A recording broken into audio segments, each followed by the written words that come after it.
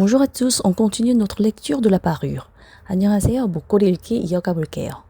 La dernière fois, on a laissé notre héroïne sans dot, sans espérance, condamnée sans dire un mariage modeste.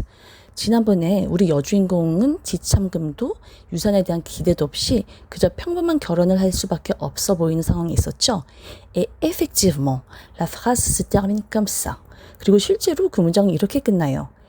Et elle se laissa marier avec un petit commis du ministère de l'instruction publique. 그리고 그녀는 교육부의 말단 관리와 결혼하게 되었다. Se laissa marier. Remarquez cette expression. Pas elle épousa, mais elle se laissa marier. Se laisser marier 이 표현을 눈여겨보세요. 그녀가 결혼했다가 아니라 그녀는 결혼하도록 스스로를 내버려 두었다예요. Comme si elle n'avait pas vraiment choisi. Comme si la vie avait décidé pour elle. 마치 그녀가 진짜로 선택한 게 아닌 것처럼요. 마치 삶이 대신 결정해 준 것처럼. Voici la phrase suivante. Écoutez. 다음 문장이에요. 들어보세요. Elle fut simple, ne pouvant être parée, mais malheureuse comme une déclassée, car les femmes n'ont point de caste ni de race, leur beauté, leur grâce et leur charme leur servant de naissance et de famille. Elle fut simple, ne pouvant être parée, mais malheureuse comme une déclassée, car les femmes n'ont point de caste ni de race, leur beauté, leur grâce et leur charme leur servant de naissance et de famille. 그녀는 화려하게 꾸밀 수 없었기에 소박했지만 신분이 강등된 사람처럼 불행했다. 왜냐하면 여자에게는 계급도 혈통도 없으니까. 그녀들의 아름다움과 우아함과 매력이 곧 태생이자 가문을 대신하기 때문이다. Alors, le mot important ici, c'est déclassé. 자, 여기서 중요한 단어가 바로 déclassé예요. Une déclassée, c'est une personne qui est tombée d'un rang social à un rang inférieur, qui a perdu sa place. déclassé는 원래 있던 사회적 지위에서 더 낮은 지위로 떨어진 사람을 뜻해요. 자기 자리를 잃어버린 사람이죠. Mais attention au mot comme. Malheureuse comme une déclassée. Ce n'est pas qu'elle a vraiment perdu un rang. C'est une comparaison. Elle n'était pas noble à la base. 그런데 껌이란 단어를 눈여겨보세요. 신분이 강등된 사람처럼 불행했다. 그녀가 실제로 어떤 지위를 잃은 게 아니에요. 이건 비유예요. 애초에 그녀는 귀족이 아니었으니까요. Mais elle se sent comme si elle avait perdu quelque chose qui aurait dû être à elle.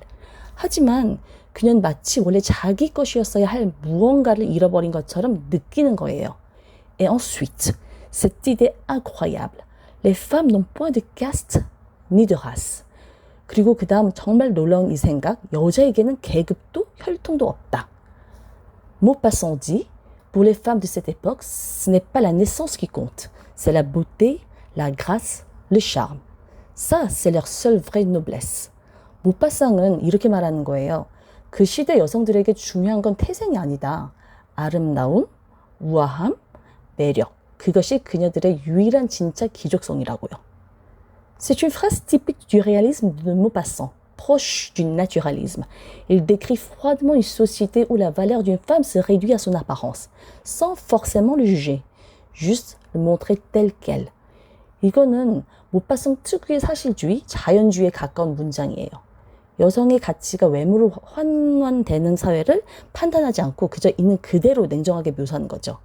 Mais c'est justement ce regard froid qui rend la phrase si forte. Parce que si votre seule valeur, c'est votre beauté, que se passe-t-il quand elle n'est pas reconnue? 그런데 바로 이 냉정한 시선이 이 문장을 이토록 강렬하게 만들어요. 왜냐하면 당신의 유일한 가치가 아름다운 뿐이라면 그 아름다움이 아무에게도 인정받지 못할 때 대체 무슨 일이 벌어질까요?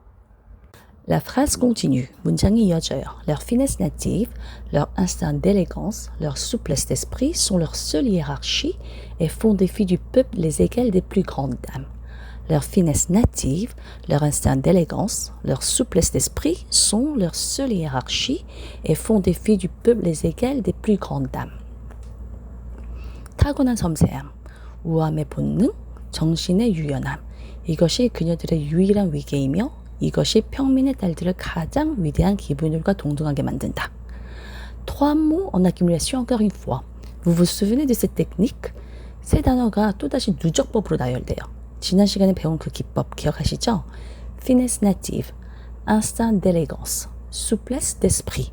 타고난 섬세함, 우함의 본능, 정신의 유연함. Natif, ça veut dire qu'on a depuis la naissance, pas apprise, pas achetée. native는 태어날 때부터 지니고 있는 이란 뜻이에요. 배운 게 아니라 산 게 아니라요. Et le mot hiérarchie ici est très fort. Pour Maupassant, il existe bien une hiérarchie entre les femmes. Mais elle n'a rien à voir avec l'argent ou la naissance. 그리고 여기서 hiérarchie, 위계라는 단어가 아주 강렬해요. 모파상에게 여성들 사이에는 분명 위계가 존재해요. 다만 그건 돈이나 태생과는 전혀 상관이 없는 거죠. C'est presque une promesse, cette phrase. Les filles du peuple peuvent être les égales des grandes dames. 이 문장은 거의 하나의 약속처럼 들려요. 평민의 딸들도 기분들과 동등할 수 있다는. Mais vous allez voir dans l'histoire, cette promesse ne suffira pas. 하지만 앞으로 보시게 될 거예요. 약속만으로는 충분하지 않다는 걸요. Et voici la phrase qui montre vraiment son état d'esprit. 그리고 그녀의 진짜 심리를 보여주는 문장이에요. Elle souffrait sans cesse, se sentant née pour toutes les délicatesses et tous les luxes. Elle souffrait de la pauvreté de son logement, de la misère des murs, de l'usure des sièges, de la laideur des étoffes. Elle souffrait sans cesse, se sentant née pour toutes les délicatesses et tous les luxes. Elle souffrait de la pauvreté de son logement, de la misère des murs, de l'usure des sièges, de la laideur des étoffes. 그녀는 끊임없이 괴로워했다. 자신이 모든 섬세함과 사치를 위해 태어났다고 느끼면서 그녀는 자기 집의 가난함에, 벽의 초라함에, 낡아버린 의자에 볼품없는 천에 괴로워했다. souffrer.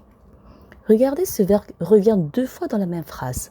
souffrer, 괴로워했다. 보세요. 이 동사가 한 문장 안에서 두 번이나 반복돼요. Et après, une nouvelle accumulation.